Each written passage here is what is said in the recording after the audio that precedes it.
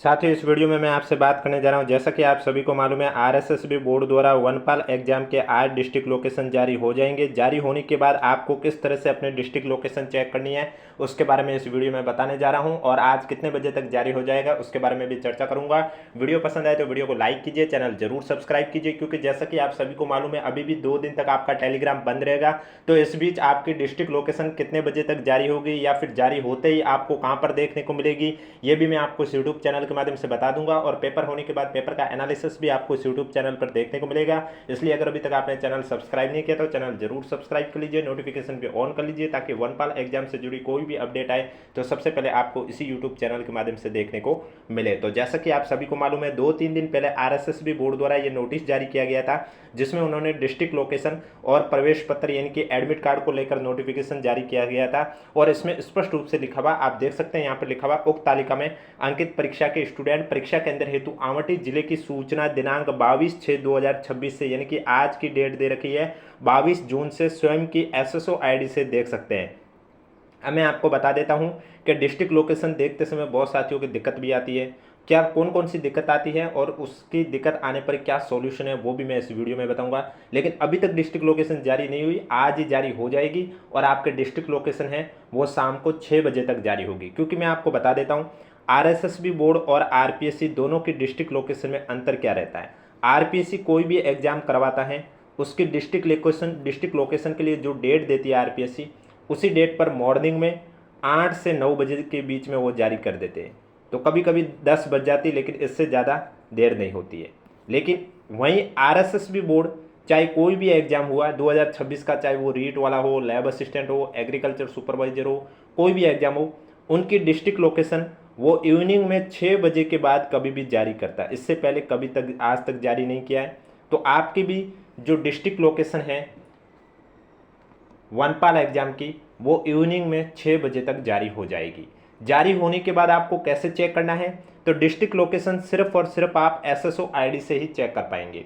SSO ID के अलावा आप कहीं से भी चेक करोगे तो आपको डिस्ट्रिक्ट लोकेशन देखने को नहीं मिलेगी। और अगर कोई डायरेक्ट लिंक से चेक करेगा डिस्ट्रिक्ट लोकेशन तो उसके फिर नो रिकॉर्ड फाउंड आएगा। वो अपनी डिस्ट्रिक्ट कौन से एग्जाम, आपका वनपाल एग्जाम कौन से जिले में होगा वो नहीं देख पाएगा। तो चलिए मैं बात करता हूँ डिस्ट्रिक्ट लोकेशन आपके लिंक एक्टिव होने के बाद आपको किस तरह से चेक करना है। क्योंकि जब लिंक एक्टिव होगा उसके बाद सर्वर में दिक्कत आएगी, बहुत साथी कोशिश करेंगे, उनका नेट नहीं चलेगा, इस वजह से बहुत साथी देख नहीं पाएंगे कि किस तरह से चेक किया जाता है और कहां पर देखना था। तो वो मैं आपको लिंक एक्टिव होने से पहले ही बता देता हूं। वीडियो पसंद आ रहा है तो एक बार वीडियो को लाइक कर लीजिए, चैनल भी जरूर सब्सक्राइब कर लीजिए, क्योंकि मैं स्टेप बाय स्टेप प्रोसेस बता रहा हूँ। और एडमिट कार्ड है वो आपके 24 तारीख को जारी होंगे। एडमिट कार्ड आपको बोर्ड की वेबसाइट से भी डाउनलोड करने का मौका मिलेगा और एसएसओ आईडी से भी देख सकते हैं। लेकिन डिस्ट्रिक्ट लोकेशन सिर्फ और सिर्फ एसएसओ आईडी से ही देख सकते हैं। डिस्ट्रिक्ट लोकेशन में आपको सिर्फ यही बताया जाएगा कि जो आपका एग्जाम 28 तारीख को है वो आपके मॉर्निंग में 11 से 1 बजे कौन से जिले के अंदर होगा वही बताया जाएगा। जिले के अंदर स्कूल या कॉलेज कौन सा है वो आपके 24 तारीख को जब एडमिट कार्ड जारी होगा तभी देखने को मिलेगा, उससे पहले देखने को नहीं मिलेगा। तो चलिए बात करते हैं कि डिस्ट्रिक्ट लोकेशन आपको किस तरह से चेक करनी है। डिस्ट्रिक्ट लोकेशन देखने के लिए सबसे पहले आपको एसएसओ आईडी लॉगिन करनी होगी। आपको गूगल पर सर्च करना होगा एसएसओ आईडी। जब आप गूगल पर सर्च करोगे एसएसओ आईडी तो आपके इस तरह से ओपन होगा लिंक, आपको इस पर क्लिक कर देना है। जैसे ही आप इस पर क्लिक करोगे आपके सामने राजस्थान सिंगल साइन ऑन की वेबसाइट ओपन होगी एसएसओ आईडी की। यहाँ पर सबसे पहले पूछा जाएगा लॉगिन में आपको अपनी एसएसओ आईडी लिखनी होगी।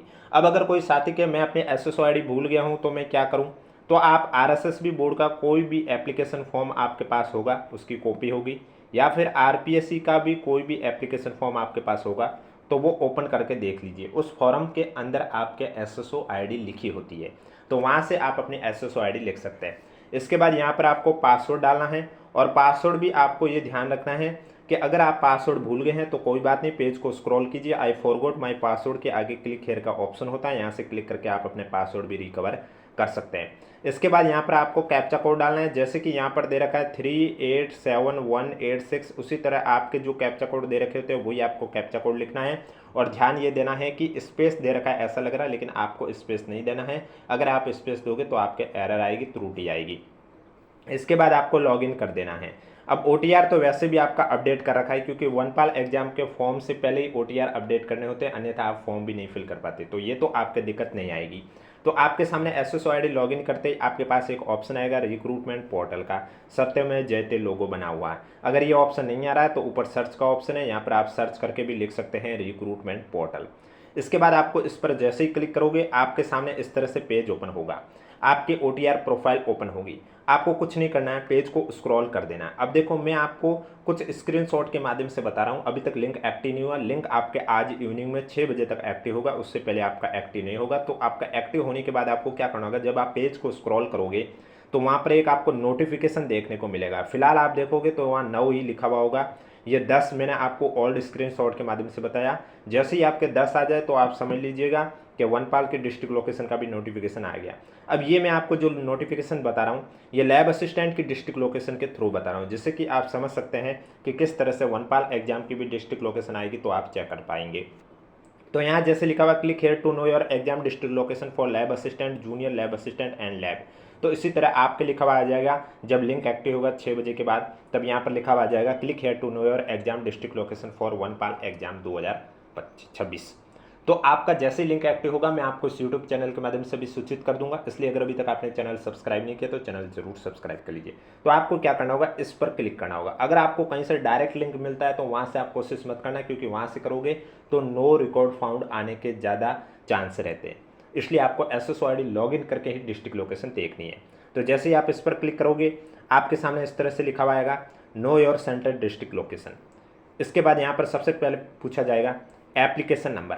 अब अगर आप वनपाल एग्जाम के एप्लीकेशन नंबर कहीं गुम हो गए हैं, आपको याद नहीं है, फॉर्म कहाँ है ये आपको नहीं पता है और आप चाहते हैं कि एप्लीकेशन नंबर कहाँ से प्राप्त करें, तो आपको सबसे पहले ये चेक करना है, आपको याद होना चाहिए। याद नहीं है तो आप गूगल से सर्च कर लीजिए कि वनपाल एग्जाम के फॉर्म है वो कौन से महीने में भरे गए, उस मंथ का आप मेल या SMS चेक कर लीजिए, क्योंकि जब आपने फॉर्म सबमिट हुआ है तो आपके पास मेल या SMS के माध्यम से एप्लीकेशन नंबर के साथ लिखा हुआ आएगा कि आपका फॉर्म सबमिट सक्सेसफुल हुआ है, तो वहाँ से आप अपने एप्लीकेशन नंबर प्राप्त कर सकते हैं।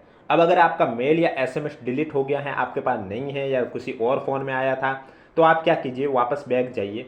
यहाँ पर जब बैक जाओगे तो यहाँ पर आपको 3 लाइन देखने को मिलेगी, इस पर आपको क्लिक करना होगा। इस पर जब आप क्लिक करोगे तो इस तरह से अलग अलग ऑप्शन ओपन होंगे, home, my recruitment, get admit card, one time registration, document detail. तो आपको क्या करना होगा, माई रिक्रूटमेंट में चले जाना है। इस पर जैसे ही क्लिक करोगे तो आपके पास लिखा हुआ आएगा वनपाल एग्जाम 2026 वाला ऑप्शन, उसके सामने ऑप्शन होगा व्यू एप्लीकेशन का, उस पर आपको क्लिक कर देना है। जैसे उस पर क्लिक करोगे आपके सामने वनपाल एग्जाम का फॉर्म ओपन हो जाएगा, वहाँ से आप अपने एप्लीकेशन नंबर कॉपी कर सकते हैं। और अगर वहाँ पर आपके व्यू एप्लीकेशन की जगह क्लोज लिखा हुआ है तो इसका मतलब आपका फॉर्म सबमिट ही नहीं हुआ और आपकी ना तो डिस्ट्रिक्ट लोकेशन निकलेगी और ना ही एडमिट कार्ड निकलेगा। इसका मतलब ये हुआ कि आपका फॉर्म सबमिट ही नहीं हुआ है। इसके बाद यहाँ पर आपको अपनी डेट ऑफ बर्थ डालनी है। डेट ऑफ बर्थ यहाँ पर आप कैलेंडर पर क्लिक करोगे तो आपको वहाँ से मंथ, ईयर और डेट तीनों चीज़ सेलेक्ट करनी है। इसके बाद यहाँ पर आपको कोड डालना है, जैसे कि यहाँ पर लिखा हुआ 846652, इसी तरह आपके जो कोड दे रखे हैं वही आपको कोड यहाँ पर लिखना है और ध्यान ये देना है कि बिना स्पेस दिए आपको लिखना है। इसके बाद आपको सबमिट कर देना है। जैसे ही आप सबमिट करोगे तो इस तरह से आपके डिटेल लिखी हुई आएगी, जैसे कि रिक्रूटमेंट नेम में आपका लिखा हुआ आ जाएगा वनपाल एग्जाम। जब लिंक एक्टिव होगा तब आप ट्राई करना। अभी मैं पुरानी स्क्रीनशॉट के माध्यम से आपको समझाने के लिए या आपके समझाने के उद्देश्य से आपके सामने पेश कर रहा हूँ। इसी तरह पोस्ट नेम में आपका वनपाल की जो भी पोस्ट नेम है वो लिखा हुआ आ जाएगा। इसके बाद यहाँ पर आपके एप्लीकेशन नंबर लिखे हुए आ जाएंगे कि आपके एप्लीकेशन नंबर जो है। इसके बाद आपका नाम लिखा हुआ आ जाएगा। इसके बाद सब्जेक्ट नेम लिखा हुआ आ जाएगा। सेंटर लोकेशन में आपका बता दिया जाएगा कि आपका पेपर कौन से ज़िले में है और एग्ज़ाम डेट और टाइम जो भी है, यानी कि आपका एग्ज़ाम संडे को है और वो कितने 11 से 1 बजे पर जो भी टाइम है वो लिखा हुआ आ जाएगा। तो इस तरह से आप अपनी डिस्ट्रिक्ट लोकेशन है वो लिंक एक्टिव होने के बाद चेक कर सकते हैं। अब मैं आगे बात करने जा रहा हूं कि डिस्ट्रिक्ट लोकेशन तो आप देख लिए है कि आने के बाद किस तरह से चेक करना है, लेकिन एग्जाम हॉल में आपको और क्या क्या लेके जाने होंगे प्रवेश पत्र के साथ, और एग्जाम में एंट्री कब से बंद हो जाएगी और किन किन बातों का ध्यान रखना उसके बारे में भी बता देता हूं। लेकिन उससे पहले अगर कोई भी डाउट है तो नीचे कमेंट बॉक्स पूछ लीजिए, और वीडियो पसंद आ रहा है तो एक बार वीडियो को लाइक कर लीजिए, चैनल भी जरूर सब्सक्राइब कर लीजिए। तो वनपाल एग्जाम जैसा कि आप सभी को मालूम है आपके 28 तारीख को आयोजित होने जा रहा है और एग्जाम टाइम है 11 बजे से लेकर 1 बजे तक का। तो एंट्री आपके कब से बंद होगी आप देख सकते हैं। यहाँ पर 6 नंबर पॉइंट आप देखोगे तो यहाँ पर स्पष्ट रूप से लिखा हुआ है कि स्टूडेंट परीक्षा केंद्र पर निर्धारित परीक्षा समय से 2 घंटे पूर्व अपनी उपस्थिति देवे, ताकि तलाशी के उपरांत आप समय पर परीक्षा कक्ष में नियत स्थान पर बैठ सकें। परीक्षा प्रारंभ होने के नियत समय से 1 घंटे पूर्व तक ही परीक्षा केंद्र में प्रवेश की अनुमति होगी। ठीक 1 घंटे पूर्व परीक्षा केंद्र का प्रवेश द्वार बंद कर दिया जाएगा और इसके बाद किसी भी स्थिति में परीक्षार्थी को परीक्षा केंद्र में प्रवेश नहीं दिया जाएगा, इसलिए परीक्षार्थी समय का विशेष ध्यान रखें। यानी कि आपको ये कहा जा रहा है कि 2 घंटे पूर्व ही आप सेंटर पर पहुंच जाइए ताकि आपकी तलाशी आसानी से हो जाए, कोई दिक्कत ना हो। जैसे कि आपका 11 बजे पेपर शुरू हो रहा है तो 9 बजे आपको सेंटर पर पहुंच जाना है और 10 बजे के बाद आपको एंट्री नहीं मिलेगी। 10 बजे आपका गेट बंद हो जाएगा, उसके बाद किसी भी सूरत में आपको एंट्री है वो नहीं मिलेगी। 10 बजे से पहले पहले आपको वहाँ पर पहुँचना कंपलसरी है, क्योंकि आपका जो गेट है वो 10 बजे बंद हो जाएगा। एग्जाम टाइम 11 बजे से 1 बजे तक का है, लेकिन इसके अलावा 10 मिनट का आपको और अतिरिक्त समय दिया जाएगा 5वें ऑप्शन को लेकर। जैसा कि आपको नया रूल मालूम है, उसके लिए आपको 10 मिनट का अतिरिक्त समय दिया जाएगा, वो भी यहाँ पर आपका कहीं ना कहीं लिखा हुआ होगा। तो वो किस लिए दिया जा रहा है, तो आपको क्या करना है, जैसे कि आपको मालूम है वनपाल एग्जाम में जैसे आपके 100 क्वेश्चन पूछे जा रहे हैं। कितने क्वेश्चन? 100 क्वेश्चन पूछे जा रहे हैं। तो ओमार शीट में अगर आपको किसी क्वेश्चन का आंसर नहीं आ रहा है और पेपर में नेगेटिव मार्किंग होती, तो उस कंडीशन पर आप अगर नेगेटिव से भी बचना चाहते हैं तो 5वां जो ऑप्शन होता है उसे फिल करना होता है। इससे क्या होता है कि ना तो आपके नंबर कटेंगे और न ही आपका रिजल्ट अयोग्य होगा। अगर आपने किसी भी क्वेश्चन को खाली छोड़ दिया जिसमें एक भी गोला नहीं भरा, और ऐसे अगर क्वेश्चन आपके क्वेश्चन पेपर के क्वेश्चन नंबर के 10% से ज़्यादा क्वेश्चन हो गए, तो आपका रिजल्ट है वो अयोग्य कर दिया जाएगा, फिर चाहे आपके मार्क्स कट ऑफ से भी ज़्यादा क्यों ना हो। जैसे कि वनपाल एग्जाम में 100 क्वेश्चन पूछते हैं तो इसके 10% हुए 10 क्वेश्चन। तो अगर आपने ओमार शीट में 10 से ज़्यादा ऐसे क्वेश्चन है जिसमें गोले नहीं भरे हैं, तो आपका भी रिजल्ट है वो अयोग्य कर दिया जाएगा। इसके अलावा एडमिट कार्ड के साथ क्या क्या लेके जाना है, तो मैं आपको बता देता हूं।